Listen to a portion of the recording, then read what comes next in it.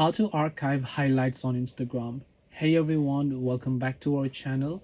In today's video, I will guide you on how you can archive highlights on Instagram, so make sure to watch the video till the end. Now, archiving highlights simply means that, let's say that there is a whole section of a highlight which you want to archive but not permanently delete.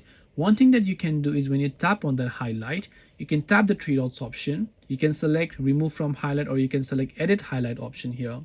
When you select the edit highlight option, you will be able to see the stories that is added to this particular highlight.